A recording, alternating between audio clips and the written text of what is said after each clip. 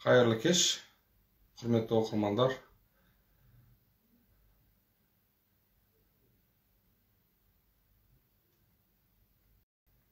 Кішкене адамдар қосылсын. Тіркелсін біраз адамдар. Бүгін жақсы ақпараттар болады.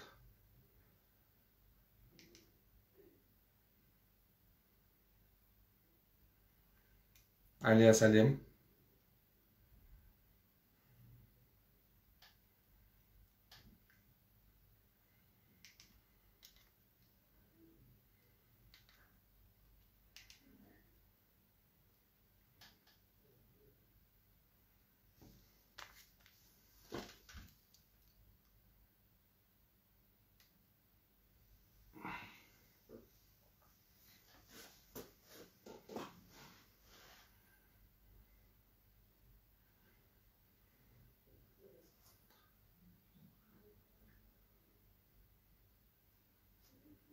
Бүгін біз Омаркетте болып жатқан өзгерістер жайлы айтатын боламыз. Және Омаркетпен, Госзакуппен жұмыс жасау үшін ары қарай ақшаны қалай көбейтеміз, факторинг дегеніміз не, факторинг компаниясы қалай жұмыс жасайды, сол бойынша айтатын боламыз. Және әрине біздің осы 4-ші марафонымыздың алдағы уақытта басталғалы тұрғанын ескертетін боламыз.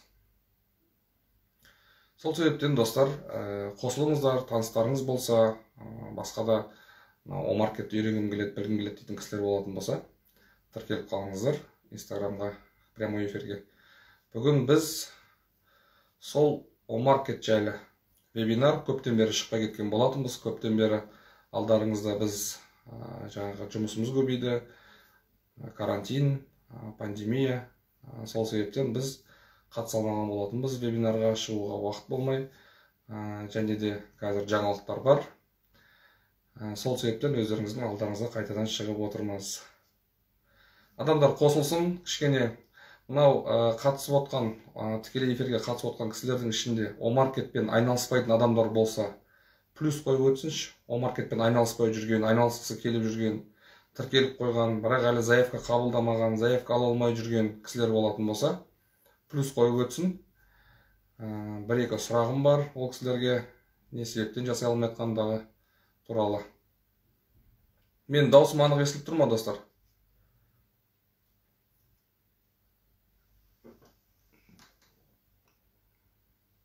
Ерлан Пакрадинов дейді. Омаркетпен жұмыс жасағыңыз келеді, бірақ бастамай жүрсіз. Әлі күнге дейін қалай бастарын білмейсіз, кімнен оқу керек екен. Так, город Орда дейді. Ассаламағалейкум, қалайсыздар, Арман мырза дейді. Уағалейкум ассалам. Аллаға шүкір. Жақсы, аман есен. Өзіңіз қалайсыз, жағдайыңыз қалай? Омаркетпен жұмыс қалай?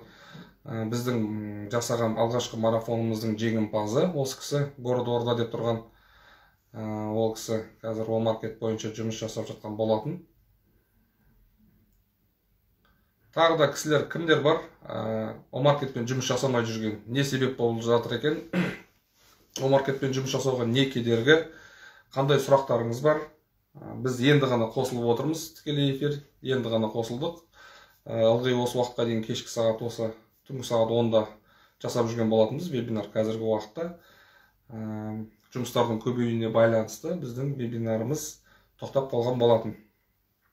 Енді қайттан алдарыңызға шығып отырмыз. Міне сіздерге алдында уәде еткендегідей, сентябрь айында, қыркүйек айында факторинг жайлы факторинг компаниясы іске қосылады деп айтқан болатынбыз. Уәде бергендегідей, міне сентябрь айында факторинг қазір іске қосылды. Жұмыс жасалып жатыр. Алғашқы төлемдері жүргізіліп жатыр. Әрине әлі пысықтайтын, жаңағы зерттейтін тұстары көп. Әрине зерттеп шығарылған күннің өзінде теория деген бір бөлек, практика деген бір бөлек. Практика жүзінде теорияда айтылмай қалған, теорияда айтылмайтын тұстары практикада сіздер көретін боласыздар. Қосымша жасап жатырмын, жақсы, Аллаға шүкір, қосымша жасап жатырмын дейді. Факторинг компаниясы ол жалғыз Омаркет порталымен жұмыс жасамайды. ол госзакуп порталы. Жалпы негізі көбісі айыра алмай жатыр. Көп кісілер бізге заявка қалдырады, обучение өтеміз деп. Біз звондаған кезде олар ешқандай хабары жоқ. Негізгі о-маркетті мүлдем бөлек дүние, госзакупты мүлдем бөлек дүние деп ойлайды. Негізі о-маркет пен госзакуп бір-біріне интегрированный. То есть олар о-маркетпен жұмыс жасау үшін сіз міндетті түрде госзакуптан регистрация өткен болуыңыз керексіз. Госзакуптан регистрацияңыз болмаса, госзакупта тариф активированный болмаса, сіз о-маркетпен жұмыс жасай алмайсыз. Госзакуп порталында қызмет түрі бар, жұмыс түрі бар. О-маркет порталында тек қана товар бойынша ғана жұмыс жасайсыздар. Товарларыңызды тіркейсіздер, заявка келеді сіздерге, заявканы келгеннен кейін заявканы қабылдайсыздар. Одан кейінгі жасалынатын жұмыстың бәрі госзакуп порталында жүргізіледі. Госзакуптан договор келеді, накладной толтырасыз, ары қарай электронный счет фактурасы, СФС и так далее. То есть о-маркет пен госзакуп екеуі егіз ұғым десек те болады. Әрине бірінші госзакуп порталы пайда болды, неше жыл болды, о-маркет кейіннен пайда болды.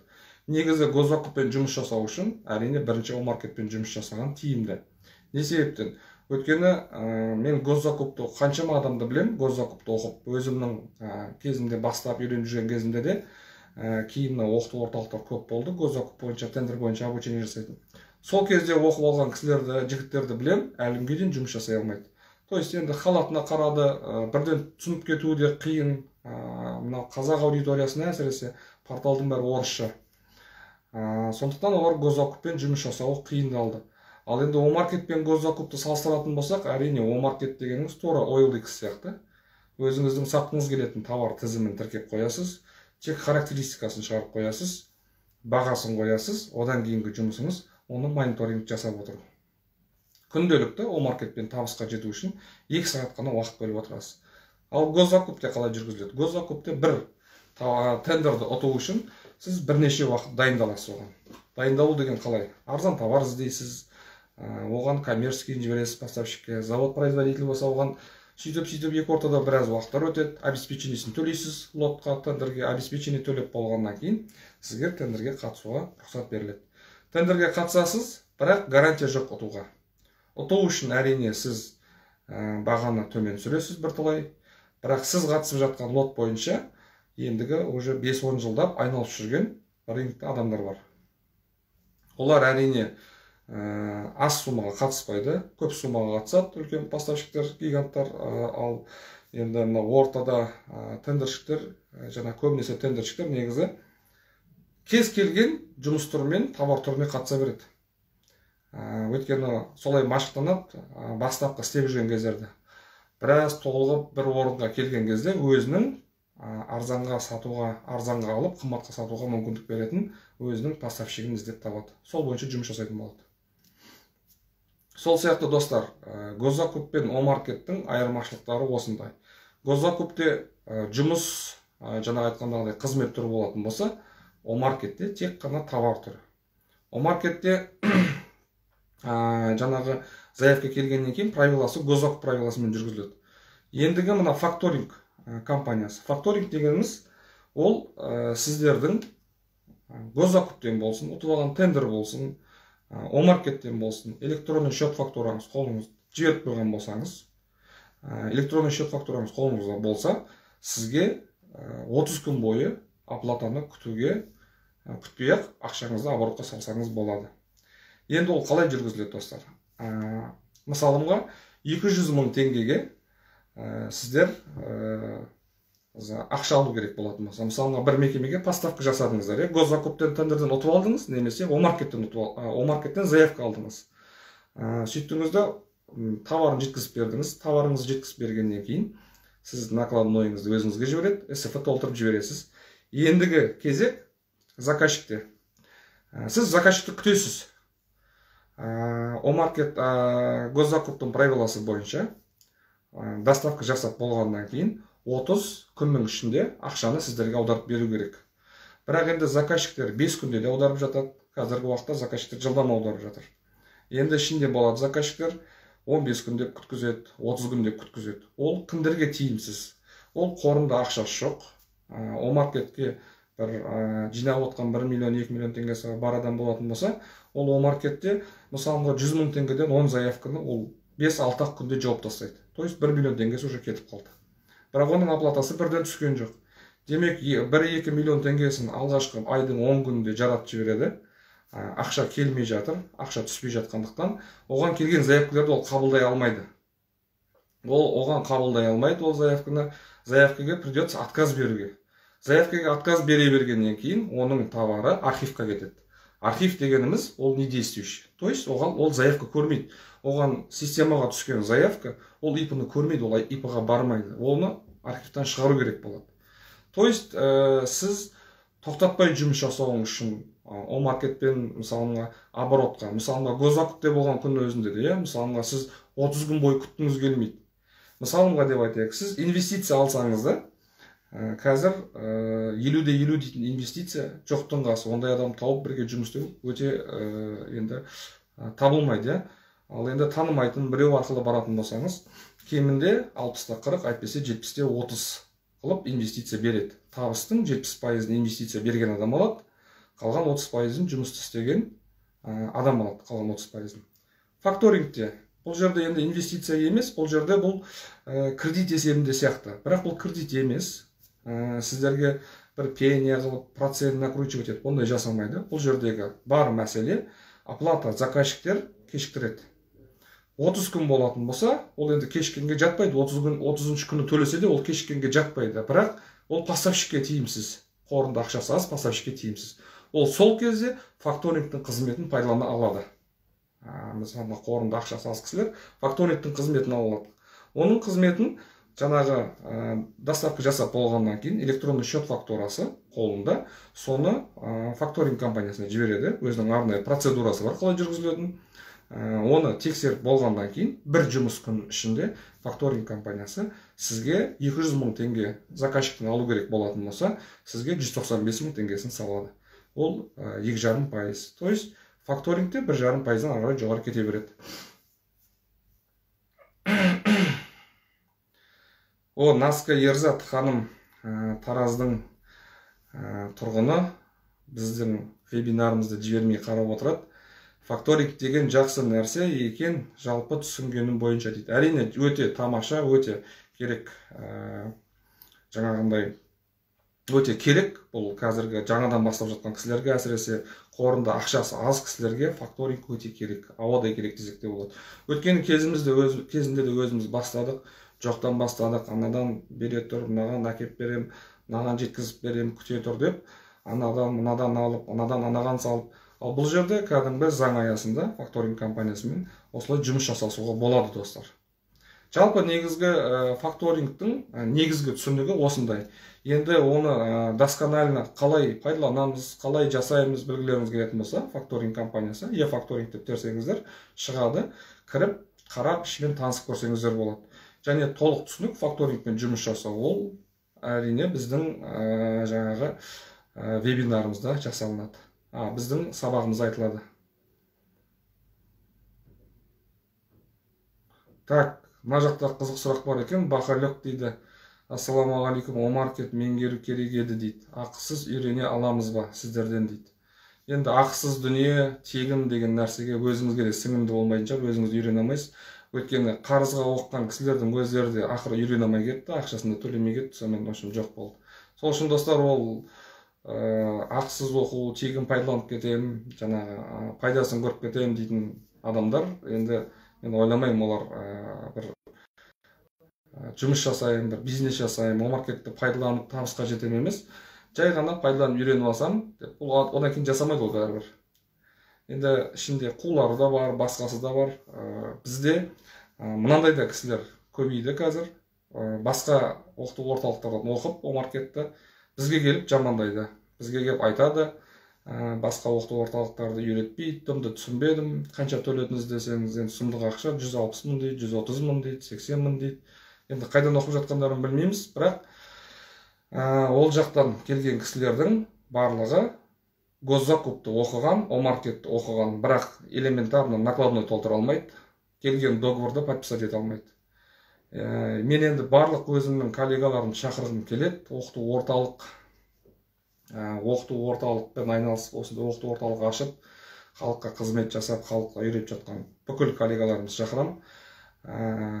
Оқытып беріп жатқан білімдеріңізді адамның шамасына қарап беріңіздер деп айтқым келеді.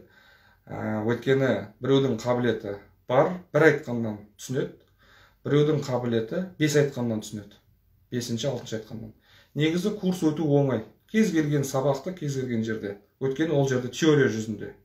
Ал практикада адам қиналады. Теория мен практиканы ұштастыру, ол сол практика жүзінде, практика жасап жатқан кезіңізде, поставка, заявка қабылдап, жіберіп жатқан кезіңізде, сол кезде сіз нағыз сол кезде сізге көмек керек. Ол әрине сопровождение, техподдержка бойынша жүргізіледі. Енді достар, осы бүгінгі факторинг жайлы, омаркет жайлы айтып отқан кезімізде біздің бүгінгі бір 2 сағаттық акциямыз ғана бар. Біздің жабық чатқа тіркелуге. Өйткені жабық чатқа сұраныс өте көп.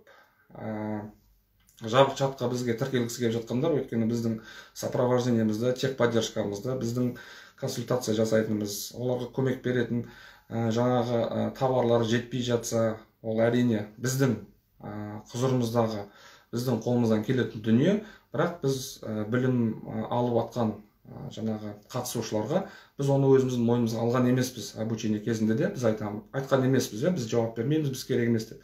Бірақ дегенмен бізден обучение өткен кісілерге біз міндетті түрде көмектесеміз.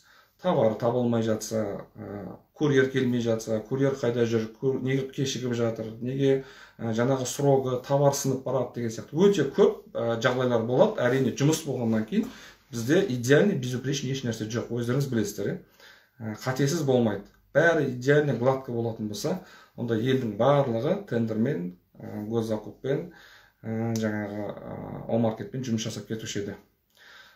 Бұл түнгі сағат 12-ге дейін берілетін мүмкіндік. Егер біздің жабық чатқа тіркелгілеріңіз келетін болса, біздің жабық чаттың құны 40 000 теңге. Біз бүгінгі түнгі 12-ге дейін 10 адамға орын береміз. 10 адам тіркелетін болса, оның жарты бағасын береміз. 10 адамға 40 000 теңге емес, 20 000 теңгеге беруге болады. Так, неге күліп жатыр, жазы қатып қалды дейді. Сізде дұрыс емес шығар интернетіңіз, бізде жақсылап тұр. Тендер жасаның әңгімесі көп қой дейді. Енді мен оны білмеймін. Оны сіздер білесіздер. Тура сол тема менде қырам жоям деп 20 000 әшейін кетті тендер жаса орталығына дейді. Бақалек дейді. Енді әрине, Бақалек мырза, біз біреу үшін жауап бере алмаймыз. Әр адамның өзінің қабілетіне, өзінің ұятына, өзінің абыройына. Әрине. Так, Наска Ерзат, сіздердің сабақтарыңызға қолым жете алмай жүр. Нағыз мамандар осы кісілер бір сәті келдер деп жүрмін дейді. Негізі сіздерге осылай бір қысқаша бір история айта өтейін. Біз осы жылдың қаңтар айынан бастап обучение жүргізіп келе жатырмыз омаркет бойынша. Әрине, бастапқы кезде біз ондай қазіргідегідей эксперт болған жоқпыз, 100%.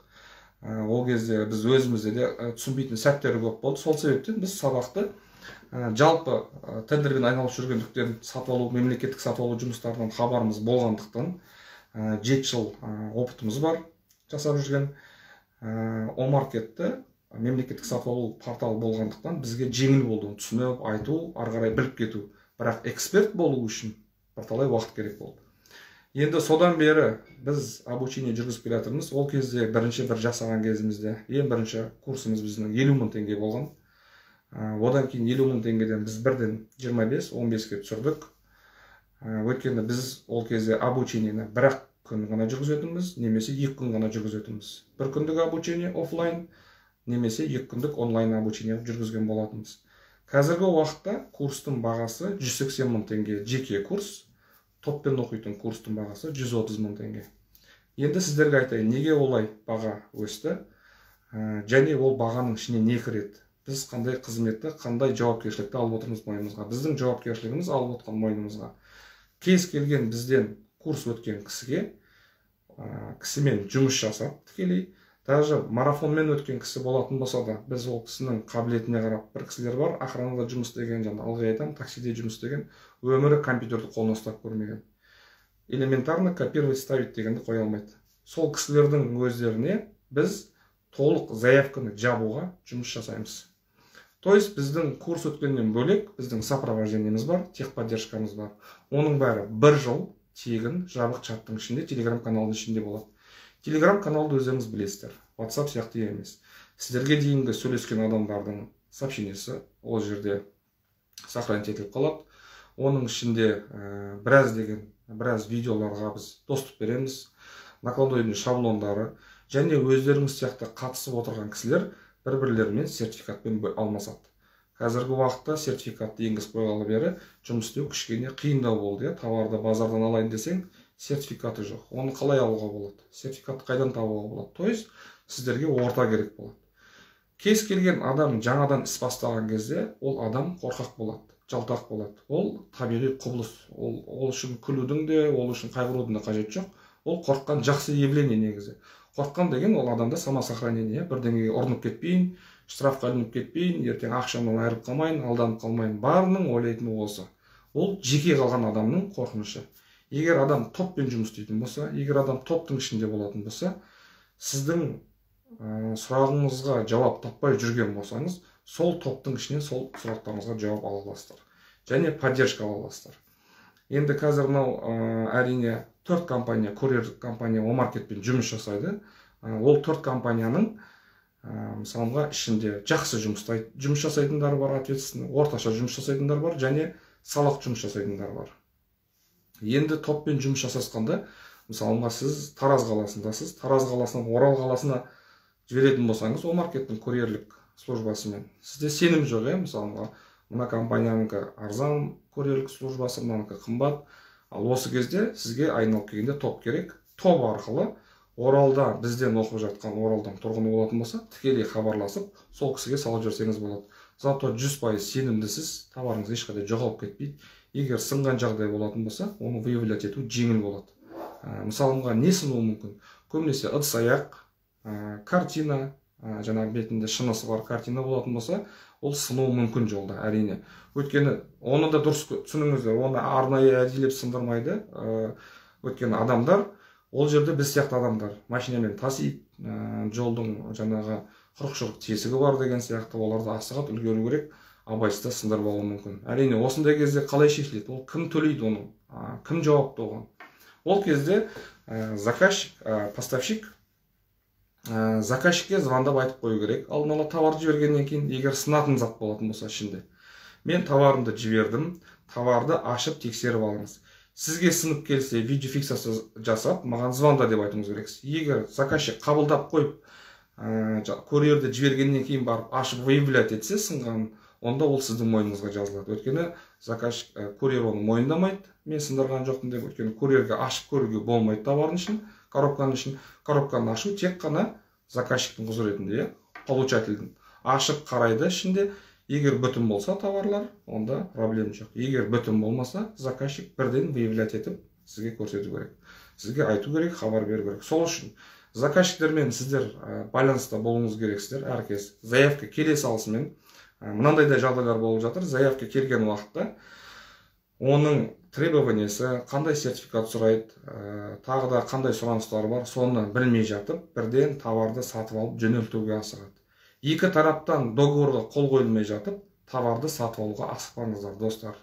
Олай өздеріңізді рисковать етпеңіздер алдын ала. Өйткені заказчик аннулировать етуі де мүмкін сіздің заявкаңызды.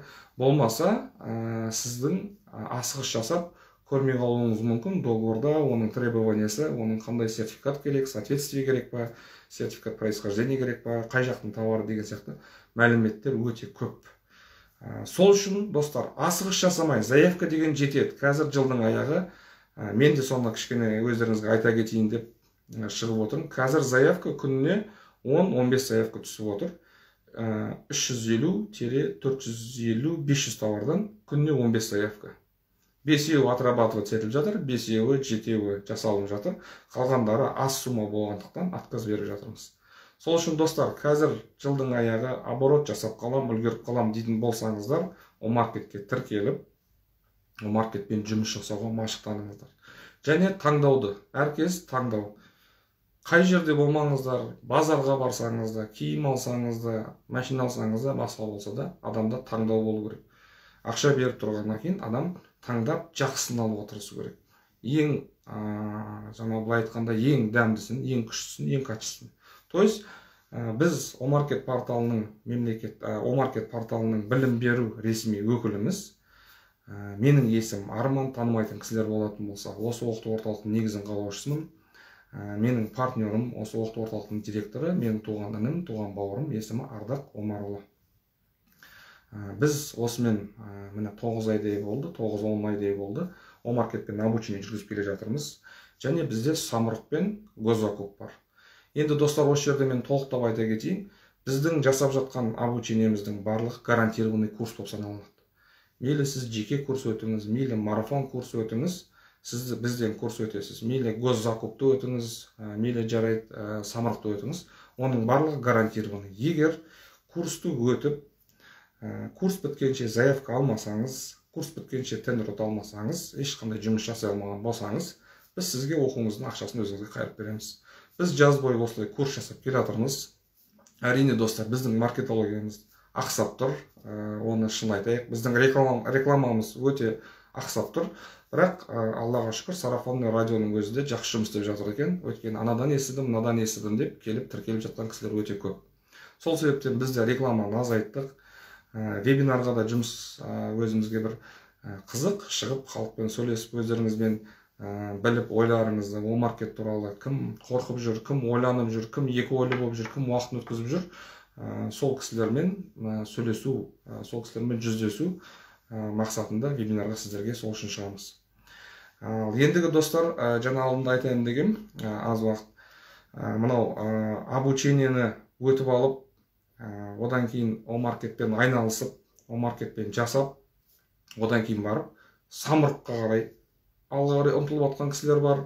Енді Омаркетпен бір кісілер кропотливый жұмыс істеп ұзақ жасағысы келмейді. Енді бір кісілер Омаркеттен бас көтергісі келмейді. Осыған дейін тендермен айналысып келген, тендерді тастап, қазір Омаркетпен табыс тауып жүр. Омаркетпен күніне 2 сағат, 3 сағат уақыт бөліп, айына 350 мың теңге табуға болады. Ол минималды тұрғыда 150 табар, 250 табар. Егер одан жоғары қарай қоятын болсаңыздар, достар, миллион тауып жатқанда кісілер бар.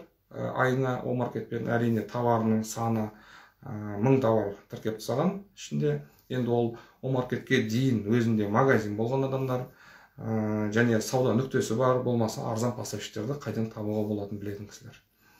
Бізден 5 адам оқыса, 5-еуінде 5 түрлі мнение, 5 түрлі ой, 5 түрлі көзқарас. Біреуі оқу басталмай жатып жылай береді. Басталмай жатып, қайдан табам, анау қалай болады, мынау қалай болады. То есть екеуі де екі адамның, біреуі сұрақты, екеуі де сұрақты, екеуінде мақсаты бір, түсініп алу. Бірақ біреуі сұрақты жыланып қояды, кері тартады, негативпен айтады барлығын. Екіншісі адам бәрін қызығушылықпен, білумен, үйренумен және оның жолдарын қалай тез шешуге болады. Мысалы, қиын сәттерде. Ол адамның өзінің ойлау қабілетіне байланысты. То есть адам өзі алға қарай ұмтылып тұрса, адамның өзі үйренем, білем, қайтпайым деп түсінбей, товарды аз суммаға қабылдап қойып, минусовой заявка болып қалуы мүмкін. Бір аз суммаға, бір минус 5000 теңге болуы мүмкін, 10.000 теңге болуы мүмкін. Жоқ, мен сонда жасап шығам, мен системаны түсінуім керек дейтін адам, ол аз уақыттың ішінде жақсы табысқа шығып кетеді. Ал енді анадан да қорқам, мынадан да қорқам деп кері тартып, ойланып, толғанып жүрген адам, ол 2-3 айын өткізіп алады. Ал жаңағы адам уже 2-3 айда әпіштеуір жаңағы оборотқа шығып, табысына жетіп, ары қарай көбейткен ақшасын тендерге салам, сіздермен қатысайын, жол көрсетіңіздер деп жатқан адамдар Аллаға шүкір өте көп. Сол себептен достар, сіздерге айтатыным, Омаркетпен жұмыс жасау үшін, Омаркетпен алға қарай табысқа жету үшін арзан поставщиктер табыңыздар. Жаңағы өздеріңіздің жаңағы ортаға ыңғайласыңыздар. Омаркетпен жұмыс жасап жатқан орта. Қазіргі уақыт, қазіргі заман офлайн деген қалып бара жатыр, барлығы онлайнға. Мейлі жарайды, нені пандемия кетсін, мынау вирустың бәрі кетсін, барлығы тоқтап, Аллаға шүкір бұрынғы қалпымызға келейік. Бірақ онлайн, болашақтың уақытысы онлайн түрде өтеді. Онлайн үйренуге машықтаныңыздар, онлайн жұмыс істеуге машықтаныңыздар. Қазір офлайнға әрине кісілер енді қабілеті өте төмен кісілер, олар офлайнға сұранады, офлайн өтейші деп. Бірақ сөйтіп офлайн өтейші деп жүрген кісілердің өздері онлайн өтіп, жеке курс өтіп, Ардақпен бірге жұмыс жасап, Ардақтың жаңағы жасап сызып берген схемасы бойынша жасап жатқан кісілер табысқа жетіп жатыр, Аллаға шүкір. Енді курс жөнінде айтатын болсақ, марафонымыз, біздің 3-ші марафонымыз басталып кеткен болатын. Енді бізді көріп отыратын кісілер біледі, біз ылғи сториске шығарып отырамыз, марафонымыздың арасында үзінді жаңағы жабық чатымыздағы болып жатқан сообщенияларды шығарып отырамыз, сөйлескен жаңағы біздің оқырмандардың алғыстарын айтып жатыр, заявканың көп екенін айтып жатыр, түсінбей жатқандарын сұрап жатыр. Әрине сабақтар әлі біткен жоқ олардың. Олар уже заявка қабылдап, заявкаларды жауып жатыр. Бір адамның өзіне бір күнде 3-5 товардан келіп жатыр. Енді тура солай сіздер де жасай аласыздар. Ол үшін не керек? Ол үшін ИП керек, госзалупқа регистрация тұруыңыз керексіз, және Омаркетке регистрация тұруыңыз керексіз. Ең бастапқысы осы жұмыс, ал ең ішіндегісі, ең бірінші керегі тіркеліп алғаннан кейін арзан поставщик табу. Мысалға, бір кісі айтады, әйел кісі, мен саудаға жоқпын дейді. Сауда жасай алмаймын дейді. Сонда мен айтам, сіздің үйіңізде продуктыны, тамақты кім әкеледі десем, өзім аламын дейді. Неге күйеуіңізге бермейсіз, өзіңіз жасай алмайсыз ғой десем, күйеуім алданып қалады дейді. Жаңағы қымбатын алып келеді дейді. Демек сауда жасай алады ғой, адам өзіне керек болып тұр. Ал енді Омаркетті как будто бір мен үшін жасайтын сияқты айтып атқандай да, мен сауда жасай алмаймын. Үйіне продуктыны сауда жасап алады, ең качествосын арзанға түсіріп сатып алады. Тура солай арзанға түсіріп келісіп алып, заказчикке үстіне өзіңіздің наценкаңызды қойып сатып жіберсеңіз болды. Бар болғаны осы. Бүкіл процесс Омаркетте жасалынатын. Арзанға сатып алып, қымбатқа сатып жіберу. Ал енді бұған прилегающий не керек? ИП керек, ол үшін договорға қол қою үшін әрине ИП, оның ЭЦП-сі, ары қарай жаңағы компьютерге енгізілетін программа, жаңағы ключ бар, сол сияқты керек жаңағы жұмыстары бар. Оның барлығы курста айтылады. Және Омаркетпен жұмыс жасау үшін, Омаркетпен табысқа жету үшін тек қана Омаркетке тіркеліп арзан поставщик тауып сата беру емес, оны тиімді сату, оның заявкасын көбейту, настройкасы қалай дұрыс жасау керек. Тура осы бойынша сіздер бастан аяқ, то есть ИП ашудан бастап заявканы жапқанға дейін. Жеке курс қалай болады деп кісілер көп сұрайды. Жеке курспен қалай өтеміз, ол қандай программада өтеді деп. Мысалға, сіздер жеке курсқа жазылатын болсаңыздар, оплата жасап тіркелгеннен кейін біз графикті сізбен өзіміздің уақытқа сәйкестендіріп қоямыз. То есть біз сізге бір күнді айтамыз, өтетін күнді, уақытын, сабақты. Сіз қатысамайтын болсаңыз, сабақ өтіп кетті, болды деген ондай бізде жоқ. Бізде керісінше оплата жасап тіркелген адам, өтем деген адам міндетті түрде басынан бастап аяғына дейін сол курсты біз толық үйретеміз. Және оның курсы неограниченный. То есть неге біз олай неограничен деп қоямыз? Біз 10 күн деп қойдық, 1 апта деп қойдық, бірақ жеке курс өткен кісілер 3-4 күннен кейін уже келмейді курсқа. Сұрақтары болады, 15 минуттық видеомен звондайды, көрсетіп сұрап алады, мынау қалай еді деп. Видеоны береміз, дополнительный видеомен жұмыс жасағыңыз келсе, видео қарап отырып жұмыс жасасаңыз да болады. Бірақ ең қызығы, достар, қазақ жалқау десе бәріміз намыстанамыз ғой, жалқау емеспіз біз. Неге олай айтасыңдар, бізге мүмкіншілік бермейді деп. Жоқ, действительно сондай бір жалқаулық бар сияқты. Мен бүкіл ұлттарды, басқа ұлттарды зерттеген жоқпын. Бірақ қолда тұрған видеоны қарамай, одан да сұрай салайшы дейді. Одан да сұрақ қоя салайшы дейді. Видеоны көрген сайын, кітапта да бір рет оқысаңыз, бір түсінік, екінші рет оқысаңыз, толық түсінік болады. Үшінші рет оқысаңыз, ол тағы да көрмей қалған, түсінбей қалған жерлеріңіз. То есть видеоны да солай көру керек. Адам бір көріп отқан кезде, бір қызық жеріне келсеңіз, өзіңіздің ойыңызбен ана видеоны сіз қалған жалғасын көріп отқаныңызды аңғармайсыз. Ойыңызбен жаңағы көрген қызық жерін ойлап, ары қарай, то есть өткізіп аласыз, көп жерін өткізіп аласыз. Қайтадан көріп шықсаңыз, сіз бірінші кезде таппаған сұрағыңызға жауапты қайтадан көріп шықсаңыз, уже екінші рет сіз міндетті түрде табасыздар. Әрине ішінде жақсы атсалысып жұмыс жасап отқан оқырмандардың өздері кішкене артта қалып келетқандарға жауабын айтып, көмектесіп, сұрақ қойылса видеоны қара, екінші сабақ, үшінші сабақты қара, соның ішінде бар, айтылған деп бір-бірлеріне жәрдем беріп отырады. Ал енді бізде қазір мына жабық чатқа тіркелем деп сұранып жүрген кісілер көп. Жабық чатқа тіркелу 1 жылдық сопровождение, техподдержка, сіздерге сопровождение жасап отырамыз жабық чаттың ішінде. 1 жыл бойы тегін, оның құны 40 000 теңге, бірақ түнгі 12-ге дейін тіркелем, мен жасап аламын дейтін болсаңыздар, бүгінгі түнгі 12-ге дейін оплата жасайтын кісілерге ол 50% жеңілдік, то есть 20 мың теңге. Бір жыл бойы тегін сопровождение, техподдержка, видеоға доступ алу 20 мың теңгеге біз акция жариялап отырмыз. Түнгі 12-ге дейін ғана жарамды 10 адамға. Егер қалып қойсаңыздар, үлгермесеңіздер, әрине ертең біз уже тіркемейміз. Біз осылай айына 2 рет, 3 рет осылай жасап отырамыз. Жабық чатқа ғана тіркелем дейтін. Оған қандай кісілер тіркеледі? Оны кімдер сұрайды? Ол госзакуптан хабары бар, накладнойды білетін, СФ толтыра алатын, омаркетке тіркелген, бірақ товарын тіркей алмай жүр, болмаса товарын тіркеген, жаңағы курьерский службамен қалай жұмыс жасайды, точка продажды қалай жасайды, соны білмей жүрген кісілер өте көп. Өздігінен тіркелген, өздігінен көріп, әйтеуір инструкция қарап, жан-жақтан қарап үйренген, бірақ ары қарай жасай алмайды. Сондай кісілерге біз арнайы қазір жабық чатқа тіркелуге осындай мүмкіншілік жариялап отырмыз. Наска Ерзат ханым сияқты бізде Перизат дегенде кісі болған. Ол кісі курс өтпей жабық чатқа тіркеліп алды. Біз ол кісіден сұрадық, жабық чатқа тіркелген кезде қалай пайдасы тиіп жатыр ма, жұмыс жасап жатсыз ба десек, уже 150 мыңнан, 200 мыңнан бірнеше рет заявка. Таза табыс ол. 250 мың общий оборот емес, таза табыс 250 мың. Одан кейін 170 мың бір алған. Сонымен жұмыс жасап жатыр. Жабық чаттың өзімен ақ. То есть әр адамның қабілетіне қарай деп атқан сол. Бір адам құжаттан кішкене алшақтау болады, бір адам құжатқа бейім болады, бір адам есепке мықты болады, сол сияқты. Енді алға қарай ұмтылған адамның кез келгеніне бағындырмайтын шың жоқ. Алмайтын белес, кез келген жерге, көздеген жерге адам бара алады. Алдына мақсат қойса, көздесе болды. Және әрине, енді қасыңызда команда болса, қасыңызда білікті адамдар болса, жеке консультация алып отырсаңыз, сізге куратор есебінде оқыту орталықтың директоры Ардақ Омарұлының өзі жауап беріп, жолын көрсетіп отырса, сізден тек қана требовать етілетін нәрсе жұмыс жасау керек. Енді әрине, егер жұмыс жасағыңыз келмесе, біз сізді қинай алмаймыз, біз сізді заставить ете алмаймыз, ол өзіңіздің интересіңіздегі дүние.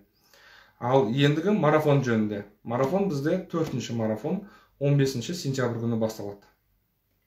Жаңа алдында айтқандағыдай жеке курс 180 мың, марафон топпен оқитын курс, 1 айлық курс, аптасына 2 реттен 2,5 сағаттан болады.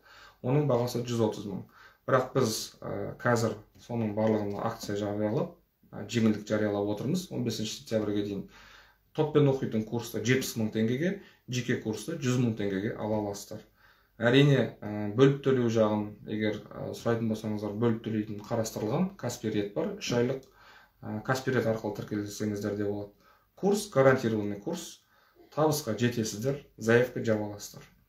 Біздің мақсатымыз, бізден обучение өткен адамдар осы омаркеттің ішінде ип ашудан бастап, заявканы жауып, ақшаны өзіне түсіргенге дейінгі жұмысты үйретіп беру. Именно осыны біздің мақсатымыз осы. То есть обучение өтті, товарын тіркеді, заявка келді, заявканы отрабатывать етті, ақшасын өзіне түсірді.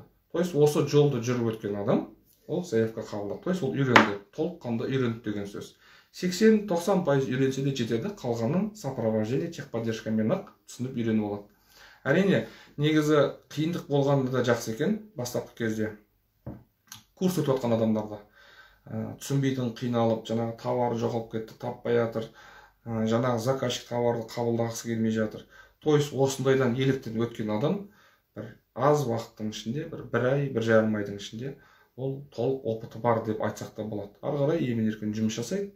Жаңадан обновление болған кездерде біз жаңағы видеосын салып отырамыз. Сол обновление арқылы сіздер жұмыс жасай аласыздар.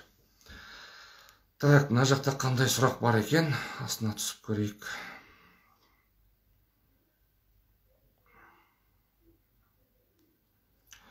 Төрежан Білімбек оқу құны қанша дейді. Төрежан мырза, инстаграмға жаздыңыз. Сізге өзіңізге звондадым бүгін. Сол жерде де айтылды, иә, о ненің. Жабық чат не істейміз дейді. Жабық чатта ештеңе істемейсіз. Жабық чатта жаңағы өзіңіздің омаркетпен жұмыс жасап, сұрақ пайда болып, сұрағыңызға жауап таппай жатсаңыз, сол жабық чатқа жазасыз. Компьютеріңіздің бетіне шығып тұрған ошибка болса, скриншот жасайсыз да жібересіз сол жерге. Міне менде осындай проблема. Товарды шақырып курьерді, курьер келмей жатыр, уақытысы өтіп жатыр деген сияқты. Негізі ол біздің жауапкершілігімізге негізі кірмейді. Өйткені біз Омаркет порталының өзі емеспіз, біз білім беру ресми өкіліміз.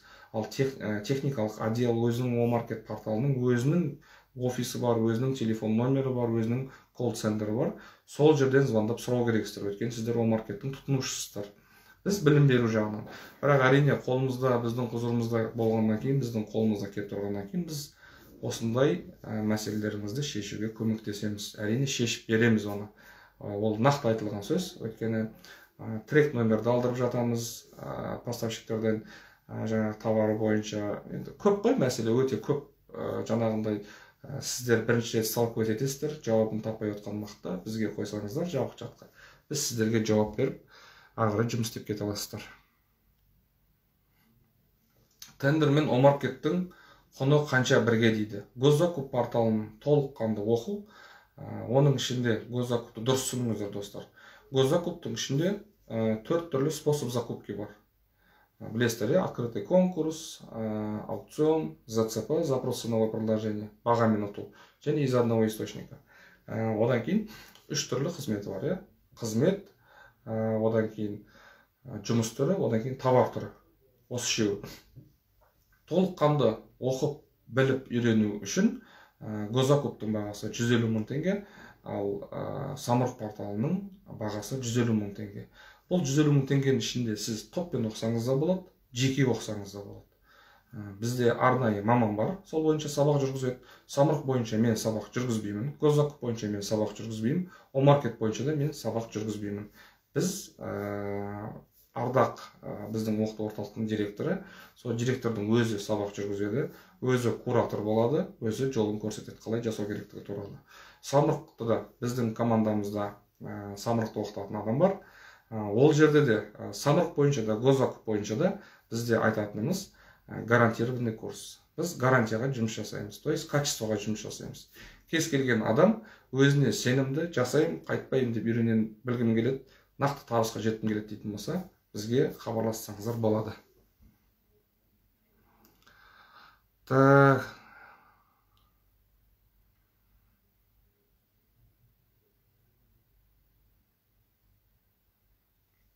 Поставщиктердің де данныйларын бересіздер ма дейді. Наска Ерзат ханым сұрақ қойыпты. Мынандай бір қызық жағдай болған. Біз поставщиктерді беріп списогын. Соның ішіндегі бір поставщик, енді 200-300 поставщик. Соның ішіндегі бір поставщик бізден обучение еткен кісімен дұрыс жұмыс жасаспаған.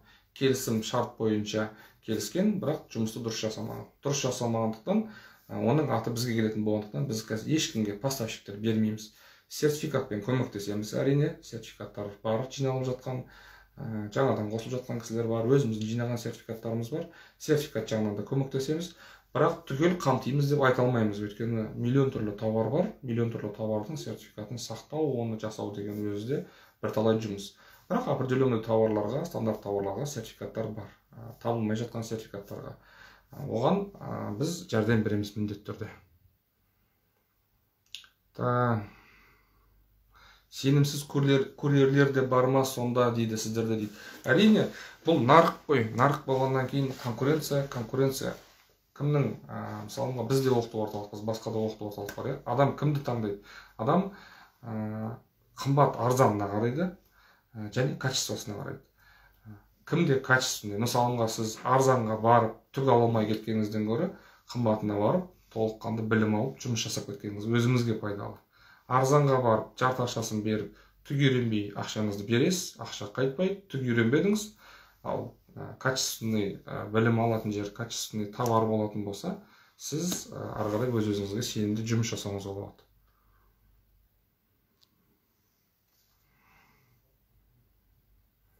Гүлфайруз Именбетова, сіз бізден обучение өттіңіз ғой. Сертификат табу қиын болып тұр. Қандай товарға сертификат қиын болып тұр? Егер отандық өнім болатын болса, происхождение сұрайды. Және производительмен келісім болу керек. Сіздің товарыңызды сатам деген.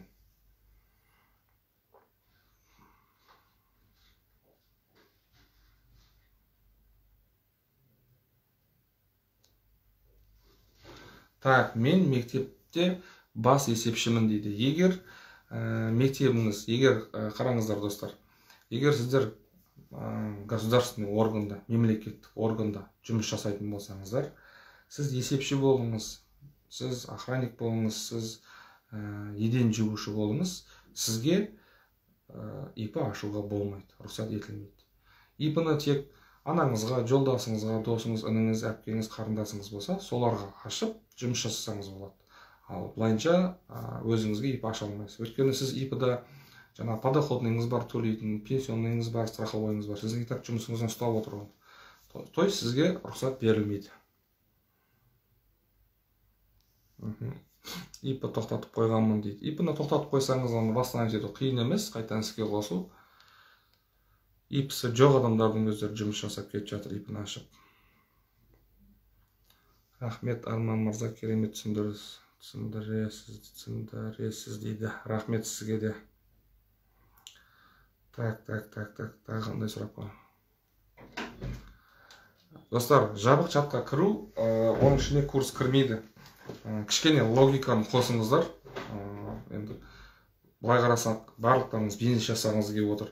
Сіздер о маркет жағынан менен әлсіз болсаңыздар, білмесеңіздер, менен мықты жақтарыңыз бар шығар. Осы үлкен өмір сүріп келдіңіздер, бір жерде жұмыс жасадыңыздар, бір басқарманы басқарған шығарсыздар. Кішігірім пирожки ханаңыз болса да, чайханаңыз болса да болған шығар бизнеспен.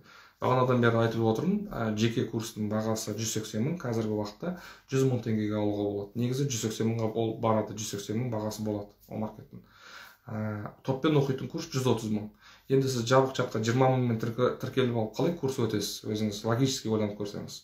Курс, сіз қатыса алмайсыз курсқа, бірақ болған курстың видеосына доступ ала аласыз. Видеоны көріп, жұмыс жасай аласыз.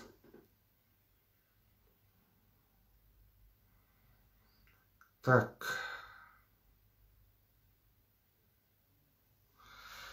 Бағдат Мырзағалиев дейді, жеке курсқа қазір 100 мың теңге төлеп қойып, 20-сынан кейін оқысам бола ма дейді. Әрине, орнын бронировать етіп қоям, акцияның кезінде дейтін болсаңыз, тіркеп қойсаңыз болады.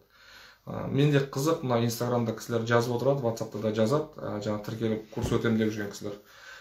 Мына 70 мың теңгеге, 100 мың теңгеге сатып алып отқан кісілермен кісілердің бұрынғы сөйлескен перепискасын бүйтіп ашып қарасам, өзіммен сөйлескен. 28 мың теңге болған кезде алмаған екен курсты. 25 мың теңге болған кезде алмаған курсты. 49 мың теңге болған кезде алмаған курсты. Қазір 70 мың теңгеге, 100 мың теңгеге алып оқып жатыр. Әрине, ол кісілер ол кезде дайын болған жоқ. Ол кісілер ол кезде бізге сенген жоқ, о маркетке сенген жоқ, өзіне сенген жоқ. Жасай аламын ба, жасай алмайын ба, қалай болады? Ертең құлаққа батсам кім маған жауап береді бұл ма деген сияқты. Ал қазір толыққанды сенімді болғандықтан бізді бақылап жүрген кісілер бар. Январь айынан бастап звондап жүрген кісілер бар. Жазда обучение өткен. Көктемде бастаған кісілер, жаздың аяғында, ортасында өткен кісілер бар.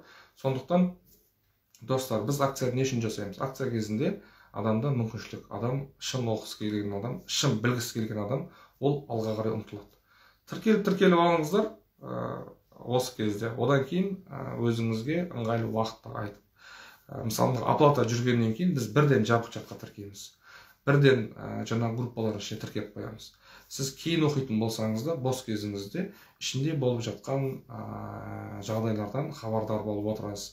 Видеоға доступ алып, бос кезіңізде наушникқа тығып қойып, телефонмен көріп отырсаңыз да болады видеоны қайталап. То есть сіз өзіңіз кішкене дайындайсыз. Жаңағы несі дейді ғой, үй салатын болса да астын дайындайды, жаңа котлованың азап, тура сол сияқты өзіңізді кішкене дайындайсыз информацияға, одан кейін барып ары қарай жұмыс жасап кете аласыз. Так, Қазақстаннан шыққан товар сатуға бола ма дейді. Әрине болады. Кез келген товар сатуға болады. Тек қана өзінің соответствиясы, өзінің требованиясын жасап берсеңіздер болады.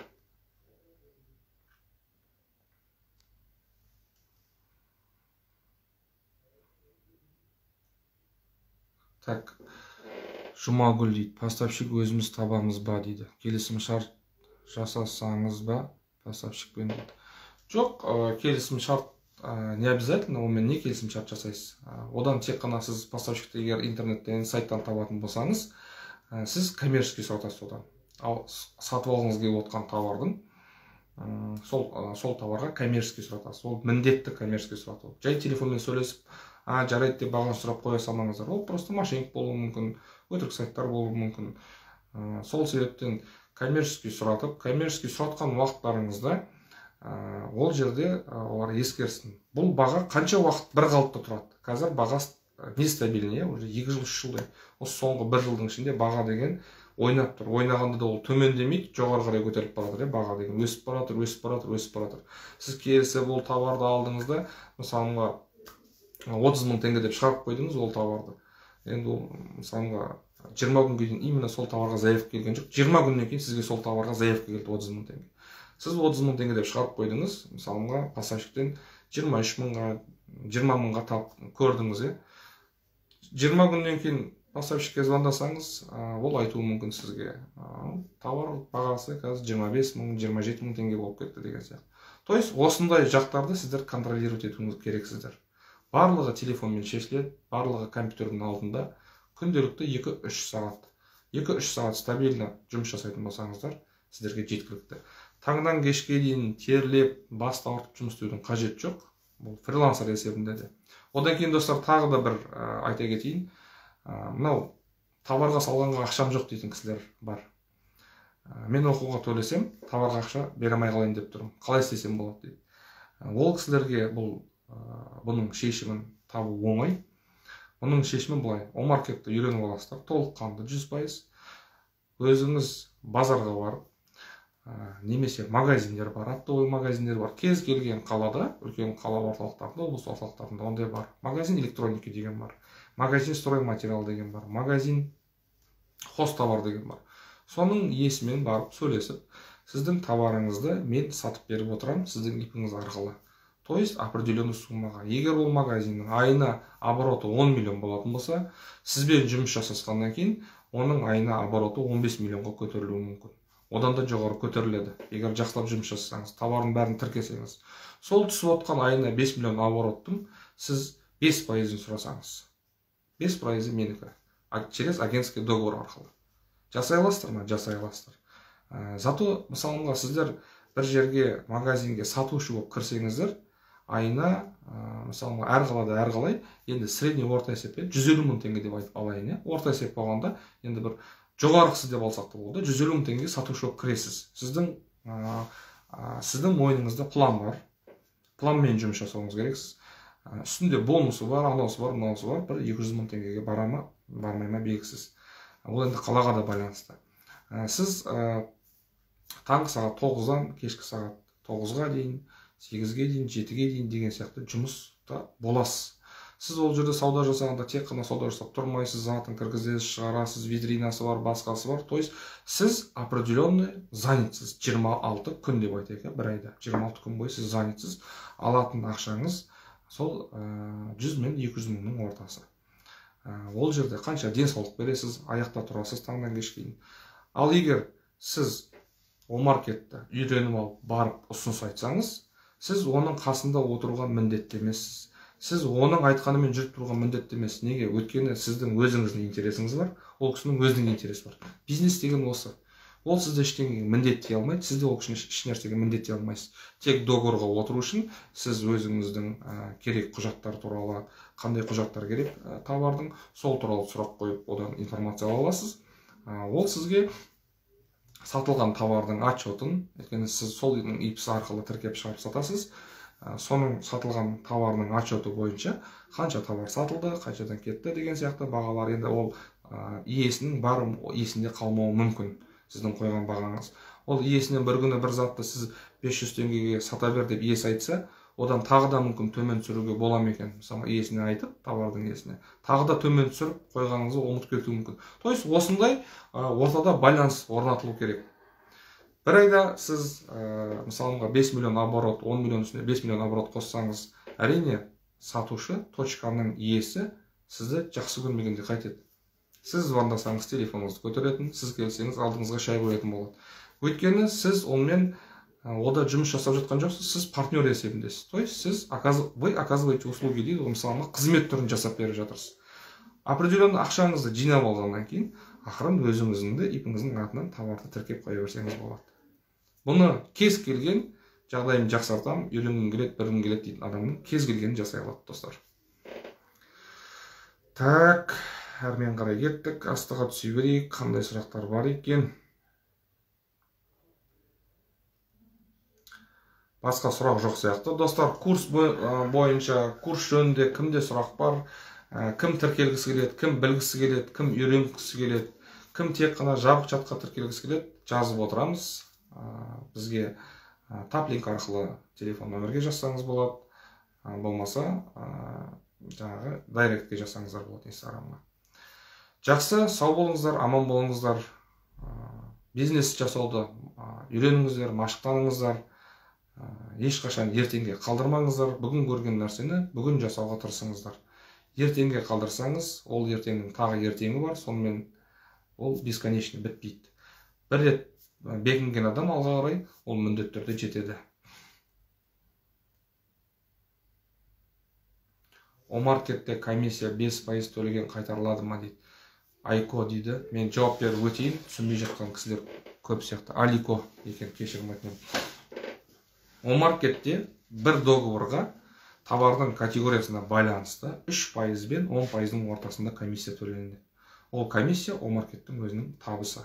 Ол қайтарылмайды ақша. Ал егер кошелекқа ақша салып қойып, кейін қайтадан шешіп алғыңыз келетін болса, ол ақша қайтарылады, кошелектегі ақшаңыз. Ол үшін арнайы процедурасы бар, заявлениесі бар жазылатын, жаңағы қандай почтаға жіберу керек, не істелу керек, ол туралы айтылады. Солай жасап алуға болады. Ал егер товар жаңағы доставка жасап, соған ұсталған комиссия болатын болса, ол қайтарылатын ақша емес, ол обеспечение емес. О-маркетте обеспечение деген жоқ. О-маркетте тек товар ма, әлде услуга бар ма дейді. Мыс, шторы, жалюзи дейді. О-маркетте тек қана товар бойынша. Услуга, работа, ол госзакуп порталында. Так, жақсы достар, аман болыңыздар, жақындарыңызға жәрдемші болыңыздар. Қиын қыстау заманда ауырмауға, сырқамауға жол бермеңіздер, повод бермеңіздер. Қазір ауа райы, ойнамалы ауа райы, жауын шашын, күн суық жатыр Астанада.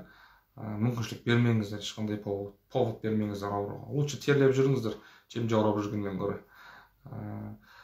Жақсы, аман болыңыздар. Сұрақтарыңыз болса жазып қойып отырыңыздар біздің директке, посттарымыздың астына сұрақтарыңызға жауап беретін боламыз.